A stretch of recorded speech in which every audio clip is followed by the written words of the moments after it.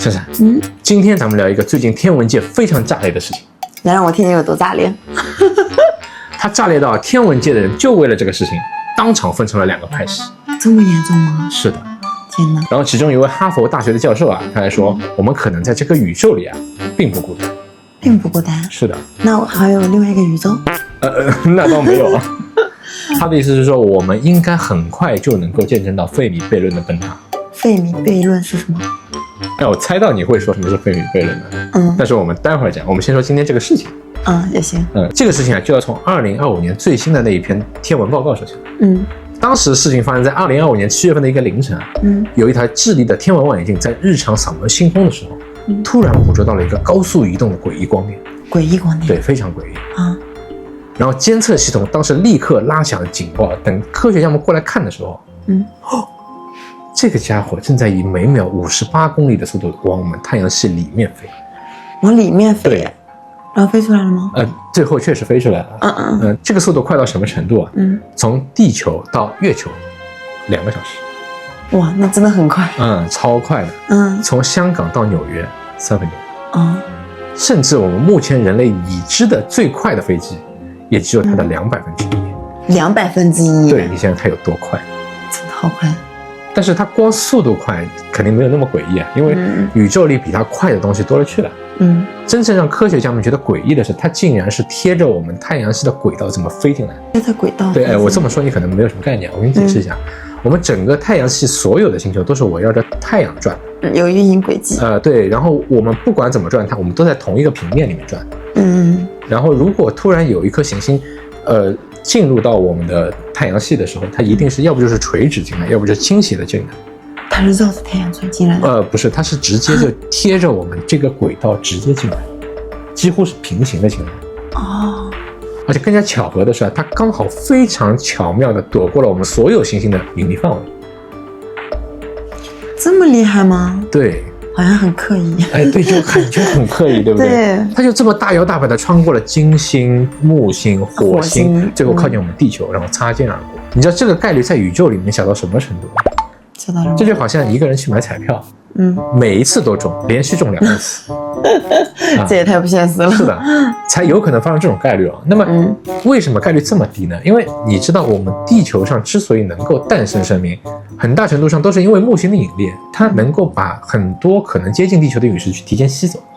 这样子啊？因为它的体积是我们地球的1300多倍，所以它的引力也很大。它把所有靠近我们的都吸走，对，然后就不会对我们产生威胁。对，而且它的位置也非常恰到好处，它就在我们地球的前面，就哪怕挡住了所有。对，哪怕没有吸引到，也会打在它身上。是的，所以你会看到很多挡箭牌，这就是我们地球的挡箭牌。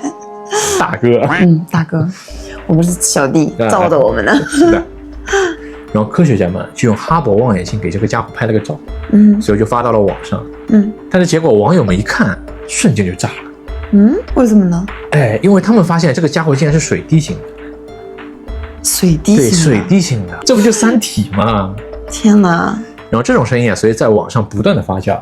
有一位对天文学非常有研究的网友说，你们这个有什么？这大惊小怪的。之前不是也有个不明天体来过太阳系吗？那个叫什么？欧么么。欧么么。名字好搞笑。对，它是个夏威夷语，它的意思叫来自远方的使者。所以它叫欧么么。然后也没研究出来它是什么。对，没人知道它是什么。当时在2017年，2017年的时候就有。那这个跟那个形状一模一样？不一样，那个更诡异。更诡异。对，待会儿我跟你说的。然后网友们听到这句话，瞬间就点醒了他们。他们说：“对，就是欧么么。”之后这件事又来一次是吗？不是欧么么又来了一次，但是跟它差不多的东西又来了一次。为什么呢？你听我说下去吧。然后这个事情在网上讨论的越来越激烈。最后我们刚开始说的那位哈佛教授在推特上推了一篇文，他说：“是的，我们不能排除这2个天体之间有更深层次的联系。”于是他就说出了刚才开头那句经典的话。他说：“我们在这个宇宙里可能并不孤独。我们应该很快就能够见证到费米悖论的崩塌。”费米悖论，所以到底是什么呢？现在就轮到我们介绍费米悖论了啊。对呀，搞到现在不知道呢。费米悖论这个理论最早是一个叫费米的物理学家提出来的，他曾经也是诺贝尔奖的得主，然后有一天呢，他跟他的同事在吃饭的时候聊着聊着就聊到了外星人啊，对，外星人，他就有一个疑问，他说像我们太阳这样的恒星在银河系里大概有2500亿颗，然后每颗恒星旁边只要有一颗行星的条件跟我们地球差不多，那么诞生生命的概率哪怕只有几亿分之一，那银河系里有生命的星球应该至少有10万个左右。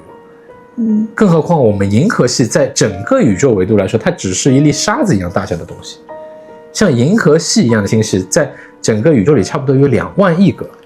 2万亿个，是，所以按照这个推理，对，超级多，所以按照这个推理来说，是宇宙有生命这个事情应该非常普遍。对，但是为什么只有我们呢？真的只有我们吗？对，我们现在起码没有探测到任何的外星生命，对不对？所以这个问题啊，一直困扰了科学家们整整几十年，一直都没有答案。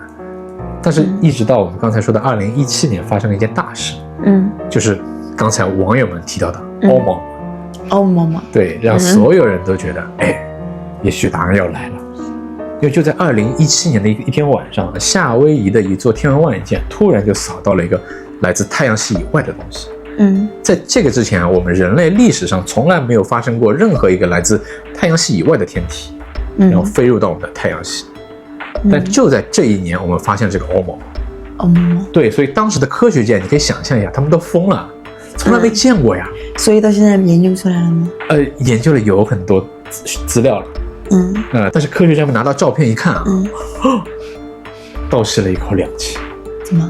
他们说这个东西怎么是个雪茄形的呀？雪茄形？对，它又长又扁。因为按理说我们这个宇宙的天体，不管是行星也好，还是彗星也好，都不应该长成这个样子。因为我们这个宇宙是有引力的，引力会把它们塑造成一个更接近球体的一个形状。对，所以都是球。对，但是就这个家伙，它又扁又长，就像雪茄一样嘛。然后更诡异的是，它进入太阳系的时候啊，它的速度还算正常。但是当它离开太阳系的时候，科学家们发现它突然加速了。这样子啊？对。那这是什么原理呢？对，其实它完全违反了物理规则，你知道吗？因为按照我们物理法则来看，任何天体离开太阳系的时候就应该越来越慢。因为太阳系本身是有很强的引力的，会拉着它，所以进来的时候会很快，但是出去的话它会很慢，因为太阳的引力会一直拉着它。但是这个家伙就反过来了，它进来的时候速度是挺正常的，但它出去的时候竟然比它进来的速度更快，脱离了那个太阳系的引力。对，就它好像后面有一个什么隐形的装置在推着它走一样。天哪，是就很奇怪，你知道吗？所以它这个表现就明显违反了我们的物理规则。对。然后你就可以想象得到，天文学界和物理学界一起炸了，他们各自有各自的想法讨论，结果都不对。对，结果都不对，他们又分成了2个派系。我们为什么会又说右呢？对，为什么要说右呢？而且其中就有我们刚才开头说的那个哈佛教授，他说我们很难排除欧某某不是人造的可能性。所以就这个事情，他们人造的，不会是人造的吧？但他完全不能用正常自然的陨石或者是任何已知的天体的行为去解释它的。人造的是我们地球人造的？不一定，可能是其他外星生命造的。对吧？那就更恐怖。那就更恐怖。所以我们才会一开始说费米悖论可能会崩塌嘛。所以我觉得这个事情啊，他们一直吵到了2020年才能结束。但是又没过几年，2025年，又来一个，就是我们今天聊的这个天体，3I 阿特拉斯。取了名字啊？对，它有名字的。它刚一出现，就因为我们刚才开头聊的像水滴一样的形状，在网上传开了，引发了不少争议啊。等一下我去看看。你待会儿去看看。NASA 看，哇，网上都吵得不行了，赶紧出来辟谣说我们经过测算啊，它就是一颗普通的彗星。但是第2天，反对派的教授就立刻公开了一系列的测算数据，然后公开喊话，他说 NASA， 你们真的测算过这种天体以这种方式出现在太阳系轨道，然后还这么巧妙地穿过所有行星的可能吗？要把它给稳住了。对，你要不去买彩票，是吧？而且他还跟欧某某一样出现了这种非自然规律能够解释的情况。就没办法解释。对，就两个东西都太巧合了。你不觉得它非常巧合吗？那看几年后还会不会有？有可能再过几年可能还会有。那我真的会一起震惊。然后我相信看到这里的观众朋友们已经产生了自己的观点。大家可以在影片里面留言，我们看看哪一派的支持者比较多。好。那我们继续说下去。行。那我们先说说我们3位的观点啊。我个人原本呢更加倾向于科学理论那一派。但是好巧不巧，就在前几天，我看到一篇报道，我觉得这个反对派教授说的，他可能是对的。把你都给说服了，是吧？对，他真的可能是对的。而且就是 NASA 自己发出来的报道。事情是这样的。NASA 在很久以前对一颗叫贝努的小行星发射过一个探测器，当时想挖掘一些样本回来研究，结果这个样本在2025年回来以后，科学家们就对它进行了分析，同时他们公布了报告。对，公布了报告，然后刚好我也看了。怎么说的？报告里明显就显示这颗贝努的小行星上面存在了大量生命存在的痕迹。天哪，生命跟我们一样的生命？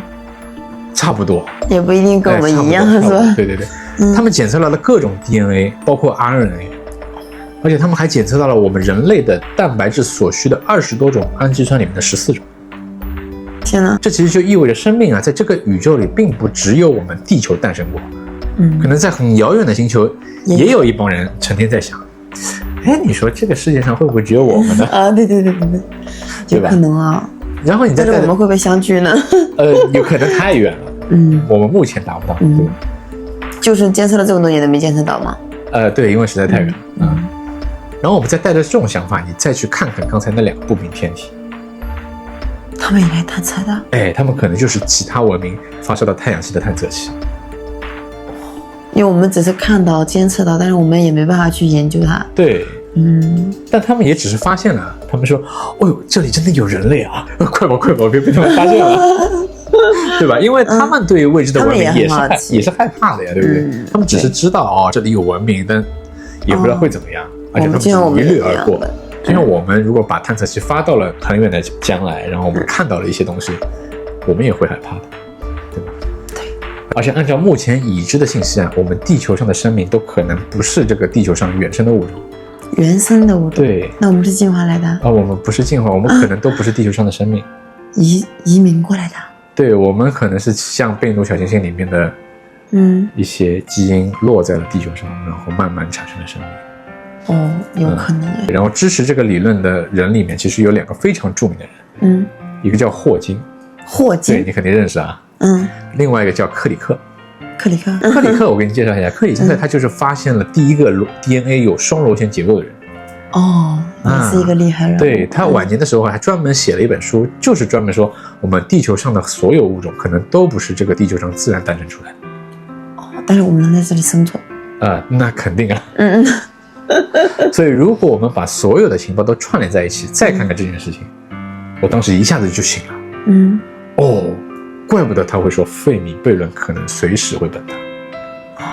是的。